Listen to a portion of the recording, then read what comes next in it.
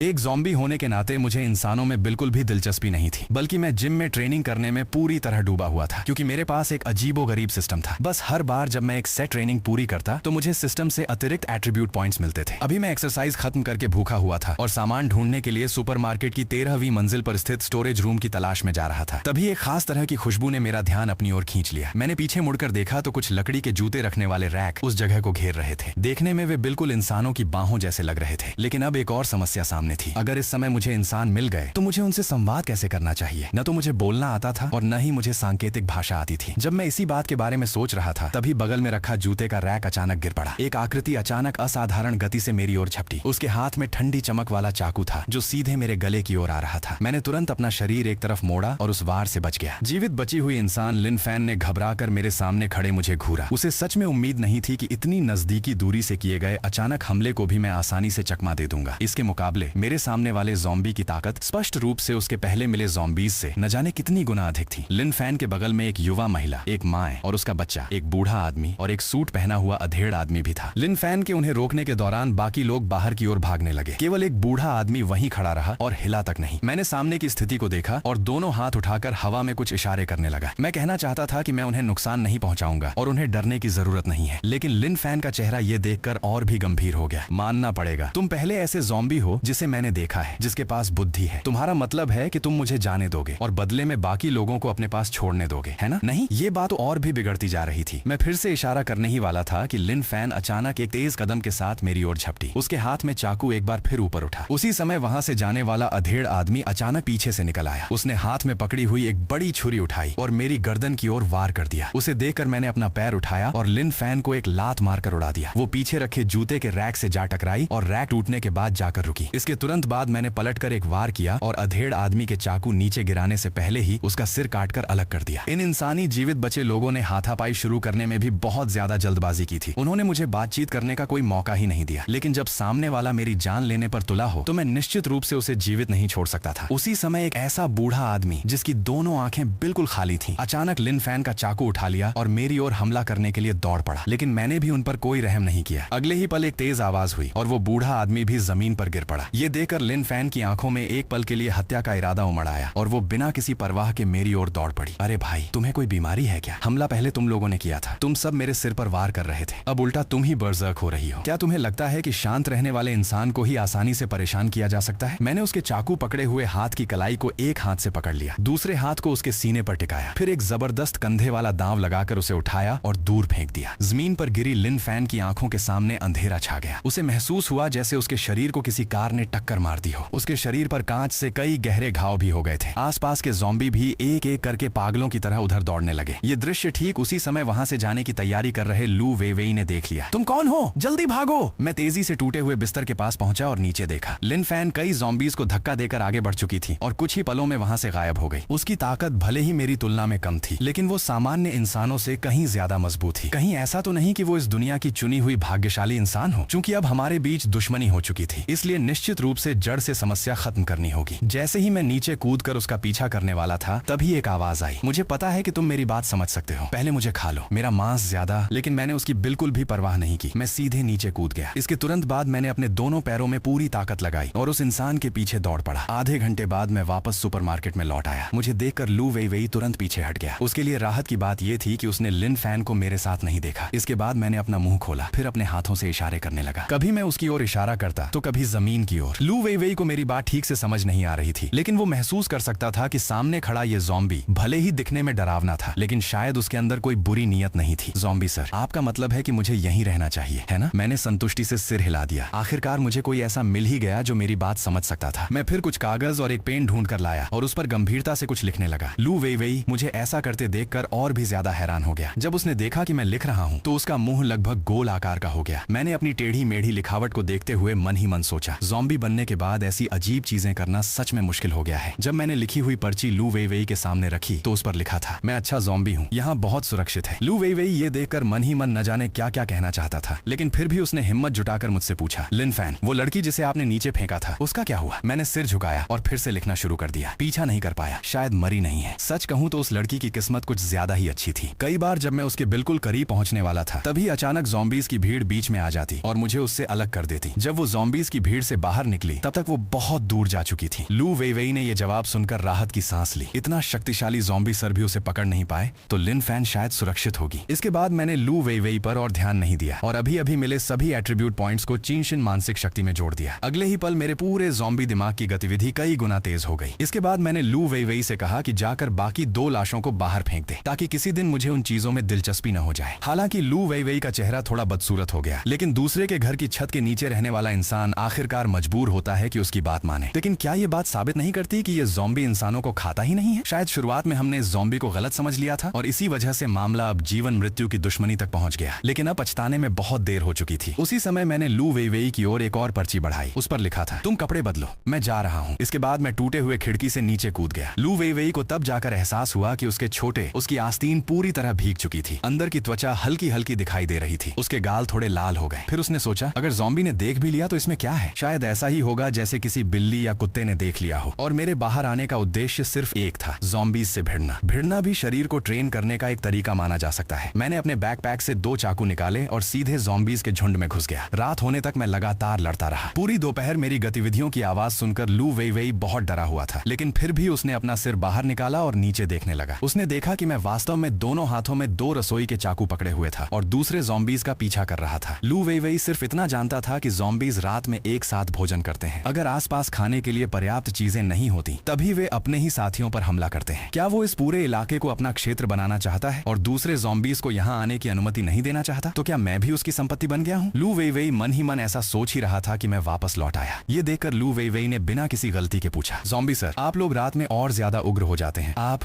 हमें खा तो नहीं जाएंगे, है ना? मैंने चेहरे पर सवालिया भाव लाते हुए सिर हिला दिया। इसके बाद मैंने अपने बैकपैक से एक बड़ा रेडियो निकाला। लू वेइवेई के सामने ही उसे चालू किया और रेडियो नीचे रख दिया। उसमें एक गाना बजने लगा। ये देखकर लू वेइवेई और भी ज्यादा उलझन में पड़ गया। नहीं, क्या ज़ॉम्बी रेडियो भी इस्तेमाल कर सकता है? लगभग 10 मिनट तक गाना बजने के बाद अचानक रेडियो की आवाज कट गई। प्रिय जीवित बचे लोगों, आप सभी को नमस्कार। ये नंबर 1 सर्वाइवर रेडियो स्टेशन है। अब हम आपके लिए नवीनतम समाचार लेकर आए हैं। क्योटो की रिसर्च टीम ने आखिरकार इंसानों को कृत्रिम रूप से जागृत करने की विधि खोज ली है। जागृति समारोह कल दोपहर आयोजित किया जाएगा। जागृत लोग ही प्राकृतिक रूप से जीवित रहने की उम्मीद है। लगता है इंसानों के बीच जागृत लोग बहुत पहले ही दिखाई देने लगे थे, लेकिन इतने कम समय में कृत्रिम हस्तक्षेप के जरिए जागृति की विधि खोज लेना वास्तव में रिसर्चर्स की काबिलियत को दर्शाता था। और वो लिन फैन निश्चित रूप से एक जागृत व्यक्ति थी। बस मुझे ये नहीं पता था कि उसकी जागृति का स्तर आखिर कितना था। इसके बाद मैं कपड़े बदलने वाली जगह पर गया और साफ कपड़े पहन लिए। फिर मैंने लू वेइवेई के लिए एक और पर्ची छोड़ दी, जल्दी आराम करो, डरो मत, यहाँ बहुत सुरक्षित है। लू वेइवेई ने वो पर्ची पढ़ी और उसे समझ नहीं आया कि क्या कहे। सामने वाले ज़ॉम्बी सर, क्या आपको सच में अपने रूप रंग का इतना ध्यान रखना जरूरी है? मैं दूसरी मंजिल के जिम में गया। वहाँ मैंने 100 किलो की बारबेल उठाई और ट्रेनिंग शुरू कर दी। पूरी रात की ट्रेनिंग के बाद मेरे एट्रीब्यूट पैनल में मौजूद मूल्यांकन आखिरकार बड़ा गुंडा बन गया। इस समय मैं साफ महसूस कर सकता था कि मेरी ताकत में किसी तरह का जबरदस्त बदलाव आया है। इंसानों की दुनिया में होने वाली हर चीज अब मुझे बहुत धीमी दिखाई देने लगी थी। अनुमान है कि अब मैं कल रात वाले अपने 10 पुराने रूपों को भी हरा सकता हूँ। अब समय आ गया था कि शहर के केंद्र में जाकर देखा जाए। उधर शहर के केंद्र के पास मौजूद एक ऑफिस बिल्डिंग के अंदर 5 लोग इकट्ठा हुए थे। उनकी जैसी टीमें जागृत लोगों से मिलकर बनी थी। टीम लीडर, कल टोही टीम द्वारा वापस लाई गई जानकारी के अनुसार वो विशेष ज़ॉम्बी इसी इलाके के आसपास है, लेकिन फिलहाल हमें उसकी असामान्यता के बारे में ज्यादा जानकारी नहीं है। टीम लीडर कहलाने वाला युवा आदमी गंभीर चेहरे के साथ बोला, उस विशेष ज़ॉम्बी में शुरुआती स्तर की बुद्धि विकसित हो चुकी है। उसे पकड़ना आसान नहीं होगा, लेकिन वो हमारे लिए बेहद महत्वपूर्ण रिसर्च सामग्री है। हमें उसे हर हाल में वापस ले जाना होगा। अचानक नीचे सड़क पर दूरबीन से निगरानी कर रहे एक टीम सदस्य ने उत्साहित होकर कहा, कैप्टन, सड़क पर एक ज़ॉम्बी दिखाई दिया है। उसके कंधे पर बैकपैक है। चलते समय वो लगातार अपने आसपास देख रहा है। लगता है यही हमारा लक्ष्य है और वो हमारी तरफ ही आ रहा है। ये जागृत लोगों की टीम अच्छी तरह जानती थी कि उनके सामने मौजूद ये ज़ॉम्बी कम से कम टीम लीडर स्तर की ताकत रखता था। सामान्य हल्के हथियार उसके लिए जानलेवा साबित नहीं हो सकते थे। इसलिए टीम के एक सदस्य ने अपने साथ रखा आरपीजी रॉकेट लॉन्चर निकाल लिया। ऊपर से सिर्फ एक आदेश था, इसे जिंदा पकड़ना है। लेकिन हर कोई जानता था कि केवल एक टीम के लिए टीम लीडर स्तर के ज़ॉम्बी को जिंदा पकड़ना लगभग असंभव था। हालांकि अगर वो मर भी जाए तो भी उसके शरीर का रिसर्च के लिए बहुत महत्व था। इस समय मैं अभी भी सामान की तलाश में था और मुझे बिल्कुल भी अंदाजा नहीं था कि खतरा मेरे करीब आ चुका है। मेरे मन में यह सवाल उठ रहा था कि आसपास के ज़ॉम्बीज अचानक इतने कम क्यों हो गए हैं। तभी दूर से गोली चलने की आवाज आई। जैसे ही मैंने दूर इमारत की छत पर इंसानों को देखा, मेरे सिर की त्वचा तक सुन्न हो गई। मैंने तुरंत बगल की ओर लुढ़क कर खुद को बचा लिया। अरे यार, मैंने तुम्हारा क्या बिगाड़ा है? अच्छा हुआ कि मैं समय रहते बच गया। बस मेरी त्वचा पर कुछ सफेद निशान रह गए थे। अगर वो गोली सीधे लग जाती तो शायद मैं मरता नहीं, लेकिन निश्चित रूप से मेरी हालत खराब हो जाती। टीम लीडर ने यह दृश्य देखकर बेहद खराब चेहरा बना लिया। इसके बाद बाकी 4 लोगों ने मुझे प्रतिक्रिया करने का जरा भी समय नहीं दिया। उनमें से एक का शरीर अचानक बदलने लगा और वो आधा इंसान आधा भेड़िया बन गया। वहीं दो अन्य लोगों के हाथों में अचानक आग की लपटें दिखाई देने लगीं और आखिरी व्यक्ति जिसने पहले बात की थी उसने अपना दाहिना हाथ हवा में बंद किया और उसके हाथ में अचानक एक बर्फ की तलवार प्रकट हो गई। उसी समय उस वेयरवुल्फ का विशाल हाथ हवा में दरांती की तरह मेरी ओर आया और मेरे सिर पर वार करने लगा। मैंने अपना शरीर एक तरफ झुका दिया। उसी समय मैंने अपना दाहिना मुक्का पूरी ताकत से घुमाया और सीधे वेयरवुल्फ के पेट पर दे मारा। वेयरवुल्फ का विशाल शरीर तुरंत उड़ गया और एक दुकान के दरवाजे को तोड़ते हुए अंदर जा गिरा। उसकी जिंदगी या मौत का कुछ पता नहीं था। ये देखकर टीम लीडर के चेहरे पर सदमे के भाव आ गए। वो जानता था कि बूढ़ा लियू जब वेयरवुल्फ का रूप धारण करता था तो उसकी ताकत लगभग टीम लीडर स्तर तक पहुंच जाती थी। इसके अलावा वेयरवुल्फ बनने के बाद उसके पास बेहद शक्तिशाली आत्म उपचार क्षमता भी होती थी। लेकिन अब उसे देखकर ऐसा लग रहा था कि सामने वाले ने केवल एक ही वार में उसे मौत और जिंदगी के बीच पहुंचा दिया था। इसके बाद टीम लीडर ने घबराकर चिल्लाते हुए कहा, जानकारी गलत थी, जल्दी तुम लोग बूढ़े लियू को लेकर पहले पीछे हटो, मैं इसे रोकता हूँ। हालांकि बाकी टीम के सदस्य उसकी बात सुनकर भी कुछ देर तक हिचकिचाते रहे। ये देखकर टीम लीडर का चेहरा और भी गंभीर हो गया। जल्दी जाओ, हमें ये जानकारी हर हाल में वापस पहुंचानी होगी और इस ज़ॉम्बी की ताकत सिर्फ टीम लीडर स्तर की नहीं है। सही कहूँ तो बहुत संभव है कि ये कमांडर स्तर का हो। हम सब मिलकर भी इसके सामने टिक नहीं सकते। मैंने भी अब सामने वाले लोगों को गंभीरता से देखना शुरू कर दिया। स्पष्ट रूप से जो व्यक्ति बात कर रहा था वही इस समूह का मुखिया था। ये आदमी कल रात वाले उस लड़के से काफी ज्यादा मजबूत था और ऊपर से ये सभी जागृत लोग थे। इसलिए कोई आश्चर्य नहीं कि वे बाहर इस तरह सक्रिय होकर घूमने की हिम्मत कर रहे थे। मैंने एक पल के लिए सोचा, फिर मैंने फैसला किया कि इन सभी को यहाँ से भगा देना ही बेहतर होगा, क्योंकि अब मैं एक ज़ॉम्बी था। इंसानों के प्रति मैं कितना भी दोस्ताना क्यों न रहूं, फिर भी मैं ये सुनिश्चित नहीं कर सकता था कि सामने वाले के मन में कोई बुरी नीयत नहीं है। और सबसे महत्वपूर्ण बात, हमला उन्होंने पहले किया था। मेरा स्वभाव इतना अच्छा भी नहीं था कि कोई मुझ पर हमला करे और मैं फिर भी मुस्कुराते हुए उसे जाने दूं। अगले ही पल मेरा शरीर बिजली की तरह चमका और मैं आग से खेलने वाले एक व्यक्ति की ओर दौड़ पड़ा। लेकिन टीम लीडर ने यह देखकर अचानक गुस्से में दहाड़ लगाई। उसकी गति अचानक कई गुना बढ़ गई। उसने हाथ में बर्फ की तलवार उठाई और तेजी से मेरे सिर के पीछे की ओर हमला कर दिया। जैसे ही मैंने बर्फ की तलवार को पकड़ने की कोशिश की, अचानक निकलने वाली ठंडी हवा ने मुझे ऐसा महसूस कराया जैसे मेरे शरीर की गतिविधियां सीमित हो गई हों। मेरे प्रतिक्रिया करने से पहले ही आग की एक और किरण मेरी ओर आ गई। मैंने पहले पलटकर एक थप्पड़ मारा और आग की उस लपट को ही बिखेर दिया। इसके बाद मैंने अपनी मुट्ठी घुमाई और बर्फ की तलवार पकड़े हुए टीम लीडर की ओर जोरदार वार किया। क्षण भर में एक टीम सदस्य ने दोबारा एक बर्फ की तलवार बनाई और उसे रोकने के लिए आगे किया, लेकिन उसी समय बर्फ की तलवार भी आवाज के साथ टूट गई। वहां मौजूद सभी लोग बुरी तरह हैरान रह गए, लेकिन कैप्टन को उन्हें डांटने तक की फुर्सत नहीं थी। सब लोग वहां खड़े मत रहो, जल्दी भागो, ये ज़ॉम्बी निश्चित रूप से कमांडर स्तर का है। इस बार उन्होंने उसकी बात मान ली। एक अन्य टीम सदस्य उस साथी को उठाकर बाहर आया जिसे मेरे हमले से फिर से अपने मूल रूप में लौटना पड़ा था और फिर मुड़कर भाग गया। ये सुनकर मैं कुछ पल के लिए रुक गया। कमांडर स्तर? तो क्या ये इंसानों द्वारा जागृत लोगों की ताकत को वर्गीकृत करने का तरीका है? लेकिन वो कैप्टन ज्यादा देर तक मेरा सामना नहीं कर सका। मैंने मजबूती से उसका गला पकड़ लिया। इस समय भी वो अपनी आखिरी ताकत के सहारे खड़ा था और पूरा शरीर बेहद कमजोर दिखाई दे रहा था। हालांकि आसपास के ज़ॉम्बीज ने आवाज सुनकर मुझे घेर लिया था, लेकिन उनमें से एक भी आगे आकर उसे खाने की हिम्मत नहीं कर रहा था। कैप्टन हंसते हुए बोला, मुझे पता है कि तुम मेरी बात समझ सकते हो, लेकिन ज्यादा घमंड मत करना। मेरे साथी मेरा बदला जरूर लेंगे। मुझे उसकी बकवास सुनने में बिल्कुल दिलचस्पी नहीं थी। मैंने सीधे उसकी गर्दन तोड़ दी और फिर उसे यूं ही ज़ॉम्बीज के झुंड में फेंक दिया। उधर कई गलियां पार करके भाग चुके तीनों पुरुष टीम सदस्यों की मुलाकात उस महिला सदस्य से हुई। ये महिला भी एक जागृत व्यक्ति थी, लेकिन वो सहायक प्रकार की सेंसिंग क्षमता रखती थी। उसकी लड़ने की क्षमता ज्यादा मजबूत नहीं थी, इसलिए उसने ज़ॉम्बी को पकड़ने वाले अभियान में हिस्सा नहीं लिया था। जैसे ही उसने कुछ टीम सदस्यों को देखा, उसका चेहरा तुरंत बेहद चिंतित हो गया। कैप्टन कहाँ है? वे हमारे साथ क्यों नहीं आए? वो ज़ॉम्बी बहुत ज्यादा शक्तिशाली था। कैप्टन ने हमारे लिए पीछे रुककर रास्ता रोका। शायद एक टीम सदस्य बोलते बोलते अपना सिर नीचे झुका गया और उसके चेहरे पर शर्मिंदगी दिखाई देने लगी। उधर जब मैंने इंसानी टीम के कैप्टन को खत्म किया तो मुझे 10 एट्रीब्यूट पॉइंट्स मिले। वास्तव में लड़ाई जितनी ज्यादा कठिन होती है, एट्रीब्यूट पॉइंट्स मिलने की संभावना भी उतनी ही अधिक होती है। अचानक एक विशाल आकृति ने मेरा रास्ता रोक लिया। उसने अभी अभी भागी हुई इंसानी टीम के शवों को मेरे सामने फेंक दिया। हालांकि उसके गले से निकलने वाली आवाज में पूरी तरह चुनौती भरी हुई थी, लेकिन मुझे महसूस हुआ कि मैं उसकी बात समझ सकता हूँ। क्या ये मुझे अपना छोटा भाई बनाना चाहता है? मैंने अपनी ठुड्डी पर हाथ रखा और 2 मीटर से भी ज्यादा लंबे उस विशालकाय ज़ॉम्बी को ऊपर देखकर देखा। इससे पहले कि वो प्रतिक्रिया कर पाता, मैंने अचानक हाथ बढ़ाकर उसकी टांग पकड़ ली, फिर उसे घुमाकर जमीन पर दे मारा। शुरुआत में वो लंबा चौड़ा ज़ॉम्बी गुस्से से भरा हुआ था और विरोध करना चाहता था, लेकिन कुछ देर संघर्ष करने के बाद उसे एहसास हो गया कि वो मेरा मुकाबला बिल्कुल नहीं कर सकता। उसकी आवाज में अब दया की गुहार साफ सुनाई दे रही थी। उधर उसी समय ज़ॉम्बी नंबर 3 के ठिकाने पर अभी कुछ समय पहले मुझ पर हमला करने वाली 5 लोगों की टीम में से केवल एक व्यक्ति गंभीर रूप से घायल अवस्था में वापस आया था और वो महत्वपूर्ण जानकारी लेकर लौटा था। और इस पूरी घटना को अंजाम देने वाला असली योद्धा अब मेरा नया छोटा भाई था। इस समय लू वेवेई ने मुझे वापस आते देखा तो उसने राहत की सांस ली। पिछली रात वो सो भी नहीं पाई थी। जब तक मैं आधे दिन के लिए बाहर नहीं चला गया तब तक वो लगातार डरी हुई थी। मेरे जाने के काफी समय बाद ही वो थोड़ी देर सो पाई थी। एक इंसान होने के नाते वो भी इंसानों के किसी ठिकाने पर जाना जाना चाहती थी, क्योंकि उसे लगता था कि ज़ॉम्बी की सुरक्षा में जीवित रहना हमेशा कुछ अवास्तविक सा लगता था। मैं और वो लंबा चौड़ा ज़ॉम्बी जल्दी ही जिम पहुंच गए। मैंने कोई बकवास नहीं की और सीधे उछलकर एक मुक्का मार दिया। इससे वो लंबा चौड़ा ज़ॉम्बी पूरी तरह हक्का बक्का रह गया। ये अपमान बर्दाश्त नहीं किया जाएगा, मैं तुमसे भिड़ूंगा। 5 मिनट बाद जमीन पर दबा हुआ वो विशाल ज़ॉम्बी लगातार दया की गुहार लगाने लगा। उसी समय सिस्टम की परिचित आवाज सुनाई दी। फाइटिंग ट्रेनिंग पूरी हुई। Attribute point 1। मैंने उस ज़ॉम्बी को देखा जिसे मैं 5 बार पीट चुका था। वो जमीन पर पड़ा हुआ था और ऐसा लग रहा था जैसे वो मेरे साथ मरने तक लड़ने की गोलियां ढूंढ रहा हो। मैंने बस एक बात कही, सच में परेशान कर दिया। इसके बाद मैंने कई 100 किलो की स्टील बारबेल उठाई और कर्ल करना शुरू कर दिया। फिर मैंने एक और सेट तैयार किया और फ्लाई एक्सरसाइज करने लगा। हर बार एक सेट पूरा होने पर मेरे एट्रीब्यूट पॉइंट्स बढ़ते गए। वास्तव में मजबूत होना सच में मेहनत पर निर्भर करता है। बहुत जल्द रात हो गई। मैं अच्छी तरह जानता था कि रात में ज़ॉम्बी ज्यादा उग्र हो जाते हैं, इसलिए मैंने सिर्फ उसे जिम में रहने दिया। इसके बाद मैं अकेला सुपरमार्केट की तीसरी मंजिल पर वापस आ गया। मैंने एक पर्ची लिखी और उसे लू वेई के पास फेंक दिया। कल जगह बदलनी है, ठीक है? ज़ॉम्बी सर की बात मानेंगे। असल में जगह बदलने का मुख्य कारण यह था कि मांस की खपत मेरी उम्मीद से कहीं ज्यादा तेजी से बढ़ रही थी। जैसे जैसे मेरी ताकत बढ़ रही थी। मेरे बच्चे के लिए दूध का पाउडर खत्म हो गया तो क्या होगा? मेरा बच्चा अभी सिर्फ 5 महीने का है। अधेड़ उम्र की महिला ने आखिरकार हिम्मत जुटाई और मेरी उस पीली सफेद आंखों से आंखें मिलाई। लेकिन मैंने सिर्फ उसकी ओर एक बार देखा और फिर लू वेई के पास एक और पर्ची फेंक दी। ज़ॉम्बी सर कह रहे हैं कि तुम लोग यहाँ रह सकते हो, कम से कम थोड़े समय के लिए ये जगह सुरक्षित है। लेकिन हमें कैसे पता चलेगा कि ये जगह सुरक्षित है? नहीं बड़ी बहन, अब समय भी देखा है। क्या तुम सच में उम्मीद कर रही हो कि एक ज़ॉम्बी तुम्हारी रक्षा करेगा? अगर कोई दूसरा ज़ॉम्बी यहाँ आ गया तो तुम लोगों को कब का जिंदा निगल लिया गया होता। मैंने उसकी बात पर कोई ध्यान नहीं दिया और मुड़कर नीचे जाने लगा। जब अधेड़ महिला फिर से कुछ कहने वाली थी तो लू वेई जल्दी से उसके पास दौड़ा और उसका मुंह बंद कर दिया। बस 2 बातें मत बोलो, वरना ज़ॉम्बी सर नाराज हो गए तो हम सबको खा जाएंगे। अधेड़ महिला ने खुद को छुड़ाया। उसकी आंखें लाल हो गई थीं। वो वास्तव में सिर्फ अपने बच्चे को जीवित रखना चाहती थी। लू वेई ये सुनकर थोड़ा भावुक हो गया। अचानक एक जोरदार आवाज हुई। टूटे हुए बिस्तर के सामने रखा जूते का कैबिनेट जोरदार टक्कर से गिर गया। एक विशाल आकृति टूटे हुए बिस्तर के रास्ते अंदर घुस आई। उसके नुकीले पंजे तेजी से जमीन पर मौजूद अधेड़ महिला की ओर बढ़े। उसने स्वाभाविक रूप से बच्चे को अपने नीचे छिपा लिया। नुकीले पंजे सीधे उसकी पीठ को भेदते हुए उसकी छाती से बाहर निकल आए। बस कुछ ही दूरी थी और वे बच्चे को भी भेद सकते थे। इसके बाद ज़ॉम्बी ने उस महिला के पूरे शरीर को धीरे धीरे ऊपर उठा लिया। जैसे ही वो विशाल ज़ॉम्बी दोबारा हमला करने वाला था, उससे भी तेज एक आकृति वहां पहुंची। मैंने एक ही लात मारकर उस ज़ॉम्बी को दूर उड़ा दिया। मैंने सामने खड़े विशाल ज़ॉम्बी की आंखों को देखा। दिन के मुकाबले उसकी आंखें स्पष्ट रूप से अलग थीं। वे पहले से कहीं ज्यादा भ्रमित और उग्र थीं। क्या यही उस खतरनाक एहसास का स्रोत था? लेकिन मेरा उसे कोई स्पष्टीकरण देने का इरादा नहीं था। पहले मैंने उसकी खोपड़ी पर एक मुक्का मारा, फिर उसे जमीन पर दबाकर जमकर पीटना शुरू कर दिया। इतना मजबूत? कोई आश्चर्य नहीं कि लिन फैन उसे हरा नहीं पाई थी। उसे अचानक कुछ समझ आया। वो तुरंत झुककर अभी भी रो रहे बच्चे को उठा लिया। मैंने उसे लगातार कई मिनट तक पीटा। इसके बाद आखिरकार वही परिचित दया की गुहार लगाने वाली आवाज सुनाई दी। बॉस मत मारो, मुझसे गलती हो गई, मैंने ठंडे स्वर में कहा। अगली बार ऐसा किया तो सीधे मार डालूंगा। ये सुनकर वो विशाल ज़ॉम्बी पूरे शरीर से कांपने लगा और बेचारगी से सिकुड़कर बैठ गया। उसे पता था कि उसने बॉस के इलाके में घुसकर उसका अपमान किया था, इसलिए ये पिटाई उसके लिए बिल्कुल अन्यायपूर्ण नहीं थी। लेकिन उसने फिर भी उस महिला का शव अपने साथ ले जाना नहीं भूला। वो जानता था कि बॉस को इंसानों का मांस खाना पसंद नहीं था। इसके बाद मैंने कुछ रैक खींचकर खिड़की को बंद कर दिया। फिर लू वेई के पास से गुजरते समय मैंने उसकी बाहों में मौजूद बच्चे की ओर एक नजर डाली। लू वेई डर गया। उसे लगा कि शायद ज़ॉम्बी सर को छोटे बच्चे का मांस पसंद है। उसने बच्चे को और कसकर अपनी बाहों में पकड़ लिया। लेकिन मैंने बस उसके हाथ में एक पर्ची थमाई और नीचे चला गया। उस पर्ची पर लिखा था, अगर भरोसा नहीं है तो तुम दूसरी मंजिल पर जा सकती हो। लू वेई ने पर्ची पढ़ने के बाद सोचा कि ज़ॉम्बी सर के ज्यादा करीब रहना शायद ज्यादा सुरक्षित होगा। लेकिन जैसे ही वो नीचे गई, उसने ऐसा दृश्य देखा जिससे उसका दिमाग लगभग हैंग हो गया। क्या नीचे आने का उसका तरीका गलत था? ज़ॉम्बी सर वास्तव में रेडियो पर गाना बजा रहे थे और साथ ही एक्सरसाइज भी कर रहे थे। क्या आजकल के ज़ॉम्बी भी इतने अनुशासित हो गए हैं? अगले दिन मैंने सबसे पहले सुपरमार्केट में बचा हुआ सारा मांस अपने बैग में भर लिया। फिर मैंने लू वेई के लिए एक और पर्ची लिखी। 1 घंटे बाद निकलेंगे। अगर तुम मेरे साथ नहीं जाना चाहती हो तो यहाँ रह भी सकती हो। कल की घटना के बाद लू वेई ने समझदारी से इसका विश्लेषण किया। अगर वो यहाँ अकेली रह गई तो हो सकता है कि रात में उसे कोई ज़ॉम्बी खा जाए। कम से कम पिछले कुछ दिनों के साथ रहने के अनुभव से ये तो साफ था कि ज़ॉम्बी सर इंसानों को नहीं खाते थे और ज़ॉम्बी सर थोड़े नरम दिल वाले भी थे। लू वेई ने खुद को समझाने की पूरी कोशिश की। जब हम सुपरमार्केट से निकलने ही वाले थे तब आसपास जगह जगह कुछ ज़ॉम्बी दिखाई दे रहे थे। लेकिन जब उन्होंने लू वेई को एक इंसान के रूप में देखा तब भी उनमें से किसी ने आगे आने की हिम्मत नहीं की। सिर्फ इसलिए क्योंकि मेरे शरीर से निकलने वाली आभा इन सामान्य ज़ॉम्बीज को स्वाभाविक रूप से भयभीत कर देती थी। जल्द ही हम जिम पहुंच गए। अंदर मौजूद 6 खूंखार ज़ॉम्बीज में से अब केवल 2 ही बचे थे। लेकिन अब उनके शरीर से निकलने वाला दबाव पहले से भी ज्यादा मजबूत महसूस हो रहा था। अनुमान था कि इन खूंखार ज़ॉम्बीज ने पिछली रात एक दूसरे को निगलने के बाद शुरुआती स्तर की बुद्धि विकसित कर ली थी। फिलहाल इन दोनों खूंखार ज़ॉम्बीज को उस लंबे चौड़े ज़ॉम्बी ने अपना छोटा भाई बना लिया था। उन्होंने लालच भरी नजर से लू वेई की ओर देखा, लेकिन कुछ करने की हिम्मत नहीं की। हमारे सुपरमार्केट से निकलने के कुछ समय बाद अलग अलग तरह के कपड़े पहने हुए हुए इंसानों का एक समूह वहां पहुंचा। उनमें लिन फैन भी था। कुछ दिन पहले वो मेरे हाथों से बाल